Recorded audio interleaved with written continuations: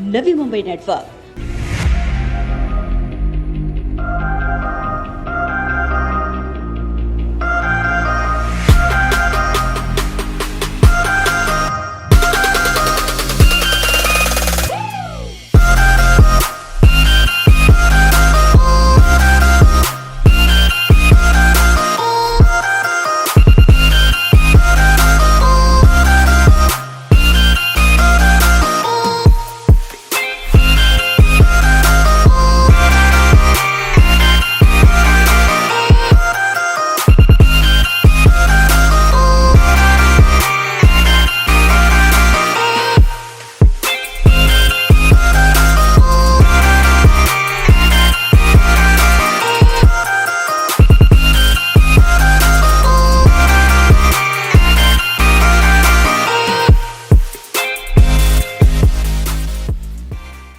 हर बार अपनी unique concept और जनहितार्थ काम के अनोखे बेंचमार्क को सेट करते हुए फिर एक और बार भगत परिवार ने नवी मुंबई के समक्ष एक अनोखा रोल मॉडल पेश किया है।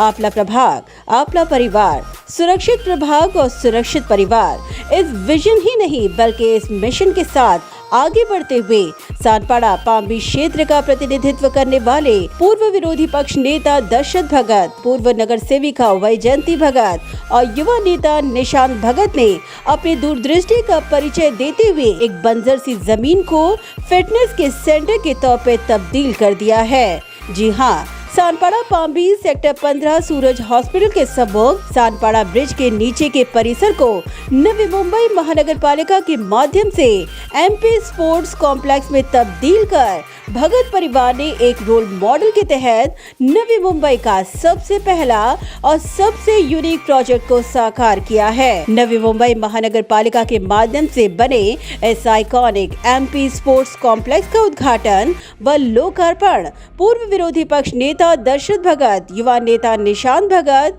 पूर्व नगर सेविका वैजयंती भगत के साथ प्रभाग के तमाम ज्येष्ठ नागरिकों, महिलाओं और खिलाड़ियों की मौजूदगी में जोशो खरोश के साथ संपन्न हुआ। एमपी स्पोर्ट्स कॉम्प्लेक्स प्रोजेक्ट इस प्रभाग का प्रतिनिधित्व करने वाले भगत परिवार की दूरदृष्टि का अभूतपूर्व उत्तम उदाहरण ही नहीं बल्कि उनका अब तक का सबसे बड़ा माइलस्टोन प्रोजेक्ट बनकर साबित हुआ है। बता दें कि trimix flooring surface synthetic matting cord के इस्तेमाल कर इस एमपी स्पोर्ट्स कॉम्प्लेक्स का निर्माण किया गया है, जहां प्रभाग के नागरिकों के लिए badminton court, basketball court, cricket court, skating ring के साथ खास सकारात्मक ऊर्जा और फिटनेस के लिए योगा प्लेस का भी निर्माण किया गया है। इतना ही नहीं, इस परिसर में आने वाले नागरिकों के लिए खास बैठक की व्यवस्था का भी यहाँ नियोजन कर इसे शानदार रूप दिया गया है। महानगर पालिका के शहर अभियंता संजय देसाई ने कहा कि रिहायशी इलाके के बीच ब्रिज के नीचे के परिसर को एमपी स्पोर्ट्स कॉम्प्लेक्स में तब्दील करना निश्चित ही एक सबसे यूनिक कॉन्सेप्ट है और आने वाले दिनों में अब सानपाड़ा के दूसरे भाग के ब्रिज के नीचे भी मनपा, योगा और अन्य प्रकार के खेलों के लिए एमपी स्पोर्ट कॉम्प्लेक्स की तर्ज पर प्रोजेक्ट साकार करने जा रही है। हे मध्यवस्तीतला ब्रिज आहे, इथं मुलांना खेळण्यासाठी मैदान नाही आहे, तर याचा स्पोर्ट्ससाठी चांगल्या प्रकारे वापर करता येत होता। त्याचं नियोजन करून आम्ही badminton court, volleyball court, cricket आणि बाकी जे इंडोर्स गेम्स आहेत त्याची व्यवस्था केलेली आहे। या ठिकाणी सिनियर सिटीजन, लहान मुलं, खेळाडू यांना ही जागा उपलब्ध होईल अशा प्रकारचं प्रॉपर नियोजन केलेलं आहे। ज्या ठिकाणी ब्रिजची हाईट ज़्यादा आहे त्या ठिकाणी आपण व्हॉलीबॉल आणि बॅडमिंटनचे कोर्ट्स तयार केलेले आहेत। ज्या ठिकाणी ब्रिजची हाईट कमी आहे त्या ठिकाणी इतर स्पोर्ट्स ॲक्टिव्हिटी केलेल्या आहेत आणि त्याचं कालपासून गेल्या 2-3-4 दिवसापासून लोक वापरायला चालू केलेलं आहे। तर प्रचंड गर्दी होते, लोकांची मागणी होते आणि हे बघून इतर ठिकाणी करण्याबाबत नागरिकांच्याकडे मागणी होत आहे। यूनिक कॉन्सेप्ट के साथ निर्माण किए गए एमपी स्पोर्ट्स कॉम्प्लेक्स के रखरखाव और सुरक्षा के मुद्दे पर संजय देसाई ने कहा कि इस मुद्दे को लेकर क्रीड़ा विभाग से आपसी चर्चा कर फैसला लिया जाएगा कि इसे या तो नवी मुंबई महानगर पालिका किसी संस्था के माध्यम से या फिर खुद इस यूनिक प्रोजेक्ट का दायित्व उठाए। याबद्दल आम्ही स्पोर्ट्स विभागाकडून हे ॲक्टिव्हिटी चालू करण्यासाठी ज्या खाजगी संस्था आहेत, ज्या स्पोर्ट्स अकॅडमी आहेत, त्यांना चालू देण्याचं आम्ही सध्या नियोजन करतो। याला किती रिस्पॉन्स मिळतो तो बघण्यात येईल। समजा हे नाही झालं तर महापालिकेमार्फत आम्ही चालू। बता दें कि सानपाड़ा के ब्रिज के नीचे का परिसर अक्सर गैर सामाजिक तत्वों का अड्डा बन गया था। लावारिस गाड़ियों और अतिक्रमण का यह परिसर शिकार हुआ था। यही कारण है कि रिहायशी इलाके और घनी आबादी के क्षेत्र में सुरक्षा का मुद्दा काफी गंभीर बन गया था। ऐसे में नागरिकों की सुरक्षा को अपनी जिम्मेदारी समझते हुए भगत परिवार ने नवी मुंबई में एक अनोखे कॉन्सेप्ट के साथ मनपा के माध्यम से ब्रिज के नीचे के भाग को नव वर्ष के आगमन के पूर्व अपने प्रभाग की जनता को एमपी स्पोर्ट्स कॉम्प्लेक्स बनाकर समर्पित करते हुए सुरक्षा के साथ सुंदरता की एक अनोखी मिसाल को कायम किया है। नवी मुंबई महानगर पालिका के माध्यम से नवी मुंबई के सबसे पहले पायलट प्रोजेक्ट के तहत सानपाड़ा में एमपी स्पोर्ट्स कॉम्प्लेक्स का निर्माण कर खिलाड़ियों के लिए हक की जगह उपलब्ध करवाई गई है। हालांकि इस दिशा में सानपाड़ा में ये एमपी स्पोर्ट्स कॉम्प्लेक्स का पायलट प्रोजेक्ट लाने और इसे साकार करने के पीछे की चुनौतियों, मेहनत और परिश्रम पर दशरथ भगत ने अधिक प्रकाश डाला। हा जो नवी मुंबई महानगरपालिकेच्या माध्यमातून एक एमपी स्पोर्ट्स त्याला कॉम्प्लेक्स म्हणा किंवा स्पोर्ट्स क्लब म्हणा, एक नाविन्यपूर्ण एक याची डिझाईन म्हणा किंवा एक कल्पना आहे ती, आणि ती साकारलेली आहे। कारण आज आम्ही त्या ठिकाणी त्याला जर इंडोर स्पोर्ट्स क्लब बोललं तर त्याला भिंती नाही आहेत, मध्ये इंडोर होऊ शकत नाही। परंतु इंडोरसारखेच ॲक्टिव्हिटीज आहेत आणि इंडोरसारखंच त्याला बनवलेलं आहे।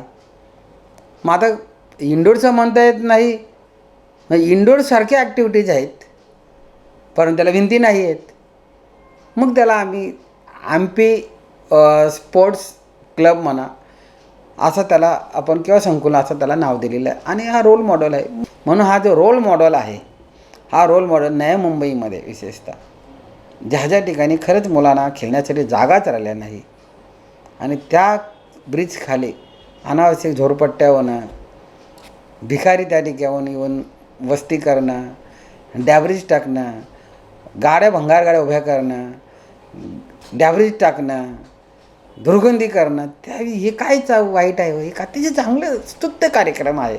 महापालिकेचा आम्ही आभार मानतो आणि याच्यासाठी नगरसेविका वैजयंती भगत गेल्या 5 वर्षापासून, म्हणजे 7 वर्ष झाली, म्हणजे आता 1 वर्षाला काम चालू, म्हणजे 6 वर्ष नॉनस्टॉप 6 वर्ष मागे लागली आणि त्यामध्ये आयुक्त साहेब असतील, सर्वांनी त्या ठिकाणी मदत केलेलं आहे आणि सर्वांचं यामध्ये योगदान आहे, सर्वांचं योगदान आहे आणि हे असं प्रत्येक ठिकाणी व्हायला पाहिजे।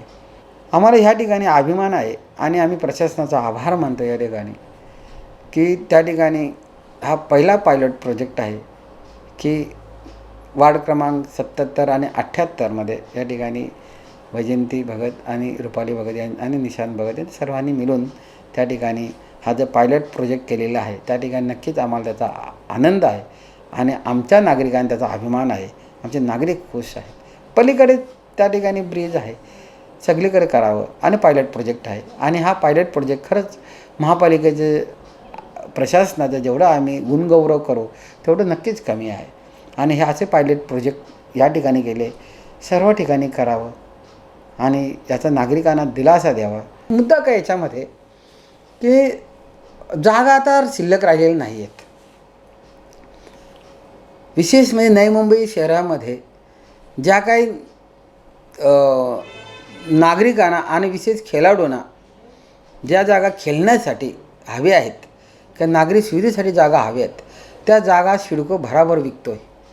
मग आता राहिल्या का जागा तर ब्रिज खालच्या जागा राहिल्या, त्या जागा सिडको विकू शकत नाही आणि त्याच्याशी दुसरी जागाच नाही। मग ह्या जागाचा विकास व्हावा ज्याने त्या जागेवर अतिक्रमण होता कामा नये।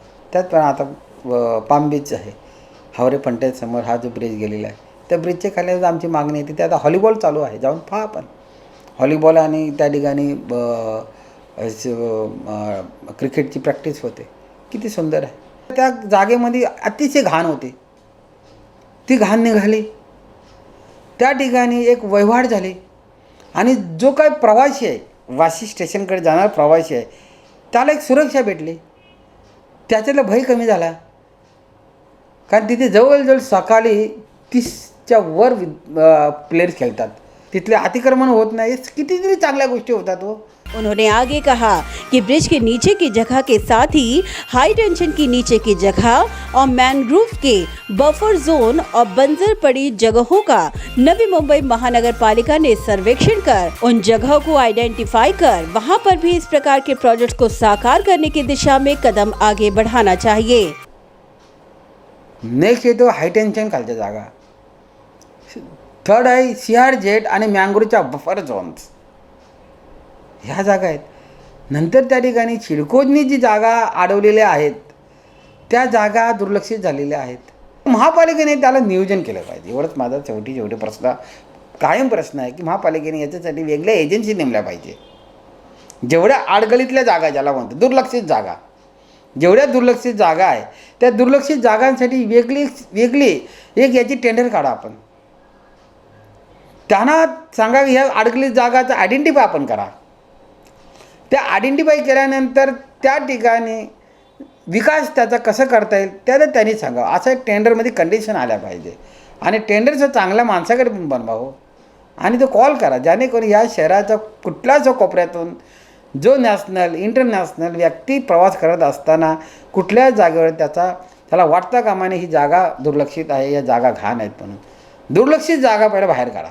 इस अनोखे कॉन्सेप्ट के साथ बनाए गए MP स्पोर्ट्स कॉम्प्लेक्स को देखकर नागरिकों ने अपना संतोष जताते हुए कहा कि वाकई ये नवी मुंबई का सबसे बड़ा माइलस्टोन और सबसे यूनिक प्रोजेक्ट है, जो भगत परिवार के ड्रीम प्रोजेक्ट का एक महत्वपूर्ण भाग है. हमेशा ही अपने प्रभाग में लीग से हटकर काम करने वाले भगत लोक प्रतिनिधियों ने फिर एक और बार अपने प्रभाग की जनता के लिए एक यूनिक प्रोजेक्ट की नींव रखकर फिर एक और बार अपनी दूरदृष्टि और विजन का एक उत्तम एग्जाम्पल सेट किया है. दशरथ भगत सर और निशान भगत सर का जितना भी हम मतलब शुक्रिया अदा करें वो शब्द बहुत कम है उसके लिए. बिकॉज इफ़ यू सी अगर आज के करंट जो जनरेशन है वो generation they are all moving into mobiles zone and all. अभी ये जो कंसेप्ट उन्होंने लाया है it's a very good concept. Because of that अभी जो यंग जनरेशन है they are going to divert into all this sports activity again. तो जो कुछ उन्होंने एफर्ट्स डाले हुए हैं इट्स रियली अप्रिशिएबल. एंड अभी down the line we'll have to take it forward and we have to keep as it is. And ऐसे ही हम लोग और कार्यक्रम करें और आगे हमारे जो बच्चे हैं उनके लिए उनके भविष्य के लिए और कुछ ऐसा ही अच्छी चीज़ें सोचें और उसके लिए और ये सब all because of all this efforts it is definite that कि अपना नवी मुंबई का जो अपना एरिया है, जो अपना सानपड़ा एरिया है, इसका नाम डेफिनेटली आगे जाएगा. आई थिंक वो that's a very good way to utilize the space, because वो स्पेस वैसे कभी यूज़ नहीं होता है. तो एक जो हम बोलते हैं जो यहाँ पर बॉम्बे में जगह की कमी होती है उसको इतने अच्छे से यूज़ किया हुआ है नवी मुंबई में.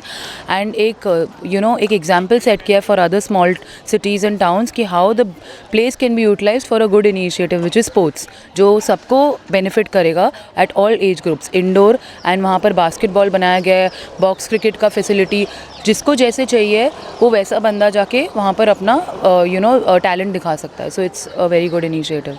Bureau report, Navi Mumbai network.